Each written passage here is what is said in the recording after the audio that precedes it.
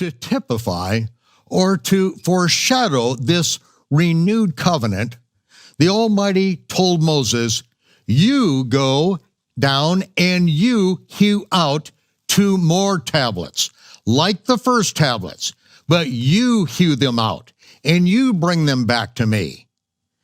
And then Moses, when he brought those 2 stone tablets back to the Almighty, then the Almighty wrote on those tablets the same commandments, the very same commandments with the finger of God. Just as the first commandments were broken when Moses came down from the mountain, seeing the golden calf, he broke the commandments, he broke the tablets of stone. Then when Moses went back up into the mountain to plead with the Almighty said, now you hew out these tablets. The tablets of the heart were then brought forth, and the Almighty wrote the very same commandments. This is what the prophet Jeremiah said, that the Almighty will make a renewed covenant with the house of Israel and the house of Judah. He will write the commandments on their hearts. That is the renewed covenant. And every reference to the New Testament or the new covenant in the New Testament is an exact quote from Jeremiah. It's not a brand new covenant. It is a renewed covenant. It's the same word for the moon, the new moon. It's not a brand new moon every month. No, it's the light of the moon is renewed every month. It's the same moon, but it is renewed. And this is the very same picture that the Almighty expresses. The oracles of the sun and the moon, and the moon in its cycle, that it goes from the first sliver to full moon to where there is no moon, and then the light is renewed. That is how he renews the covenant. That's the picture. And so as Moses presented the tablets of his heart, the tablets that he hewed out, the Almighty wrote those same commandments upon those new tables of stone. Moses came back down from the mountain, and during that year, the tabernacle was built, and all the furnishings were built. And then in the ark, not only did he put the new tablets of stone, written by the finger of God, which is a picture of the renewed covenant, but also in the ark was put a golden pot of manna. The Almighty wanted the children of Israel to be reminded, this is the manna, his provision, their daily bread that they complained about. He told Moses to put in Aaron's rod that budded. This is showing Moses or Aaron's authority that was given to him by God that the people remonstrated against. They didn't want Aaron to have that authority. And so they challenged that authority. And so the Almighty said, okay, you take Aaron's rod and you put it in the tabernacle. And when that rod budded, that showed the miracle that is Aaron's authority. And so Aaron's rod that budded was also put in the ark. And then the covering was put over the ark. The kippur, the mercy seat, was put over the ark. Now here is the picture that doesn't fully develop until the Day of Atonement. The day, Yom Kippur, the day of the covering, the day of the atonement. The only day that the high priest was allowed to go into the Ark of the Covenant, into the inner sanctuary where the Ark of the Covenant was. The high priest was told to select 2 twin goats, 2 baby twin goats. And he was to cast lots. One was to be to Yehovah, the other was to be the scapegoat, to Azazel. And so, when he laid his hands upon the one to Yehovah, then that lamb, that male goat, that twin goat, that one was sacrificed. And the high priest brought that blood into the Holy of Holies, the Ark of the Covenant. The other one, the sins of the people were confessed over that goat, and it was let loose. The picture here is the goat that died is the goat that lived. The goat that died and its blood was shed is the same goat that lives, because they were twin goats. They were not two goats, they were twin goats. So the one that died is the one that lives. That is the shadow picture embedded in that very ceremony.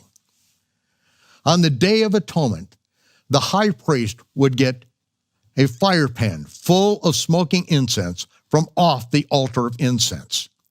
He would take a bowl of the blood of the lamb, and he would go in before the Ark of the Covenant, and he would put in front of the ark itself, he would put the smoking fire pan that would shield him from the cloud of glory, from being blinded.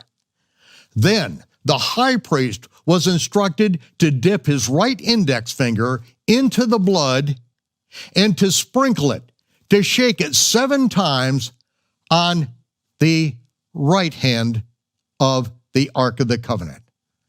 7 times, and only 7 times, and only on the right hand side of the Ark of the Covenant. It is on the Day of Atonement that we see the prophetic shadow pictures embedded in the ceremony concerning the Ark of the Covenant. The angels on each end, the cherubim, are looking across to each other, but they're looking down at the mercy seat. Mercy is withheld merited judgment, and that is what is covering the golden pot of manna, Aaron's rod, and the tablets of stone. Those very things that the Almighty gave us, and yet we remonstrated against, we rebelled against, and it is his mercy that covers it. And what are the angels in silence, standing in awe, looking down at? It is the blood of the Lamb that has been sprinkled on the mercy seat. That is the payment for God's continuing mercy upon his people. The Ark of the Covenant was brought into the tabernacle on Aviv 1. This was the year in which we first arrived at Mount Sinai. And so on Aviv 1, the Ark of the Covenant went in, and the cloud of glory came down between the wings of the cherubim, and the Almighty then met with Moses. It was then on the 14th that we sacrificed a lamb, and on the 15th we had the Feast of Passover and the Feast of Unleavened Bread for the only time that we were going to do it until we entered the Promised Land. This is our first rehearsal of Passover. We didn't do Passover again the same way that we did it in Egypt. It never was the same again.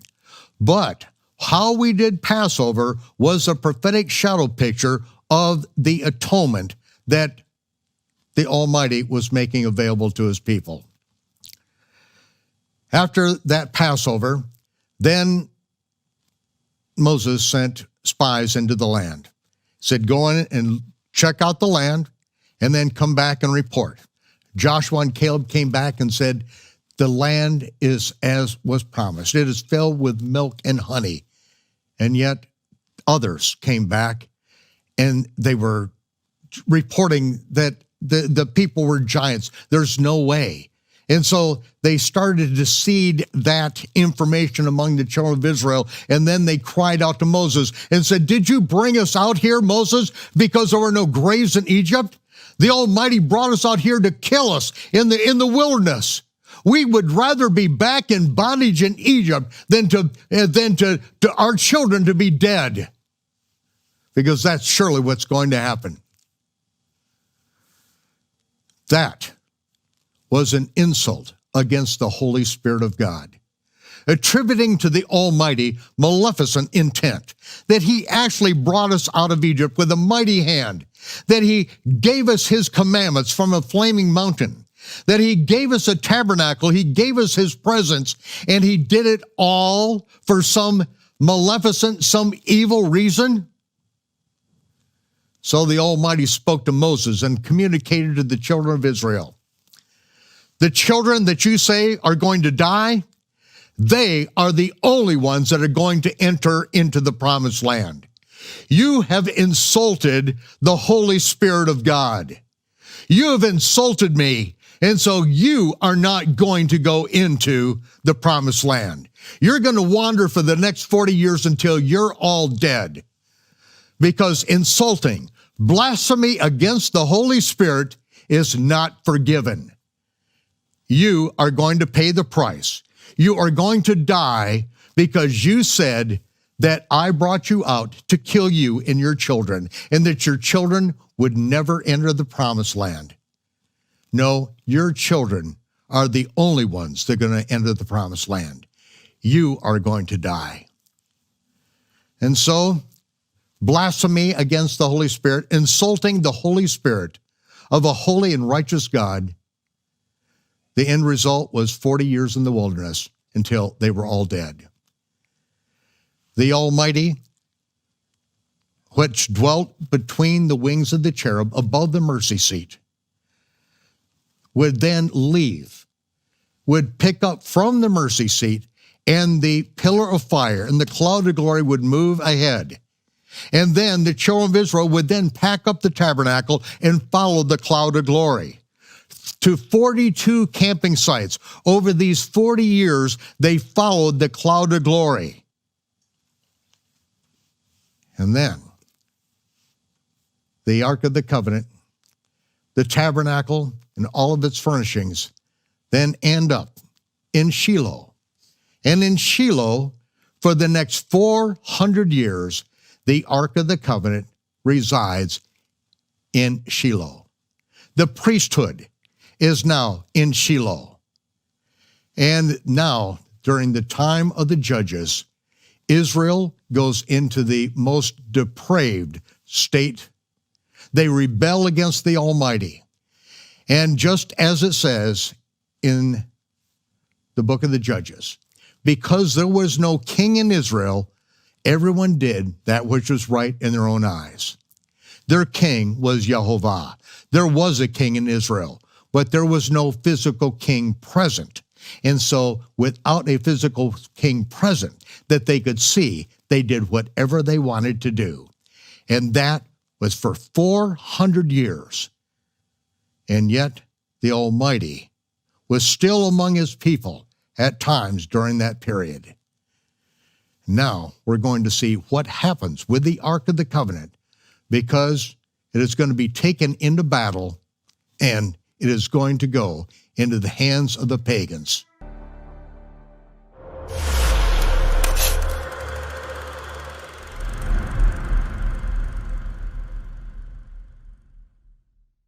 Shalom, Torah fans. Give this video a thumbs up and share it with a friend. Tap the subscription button and the bell icon, and I promise to update weekly with in-depth biblical research. Be sure to download the new michaelrood.tv app for both mobile and home devices for even more commercial-free content.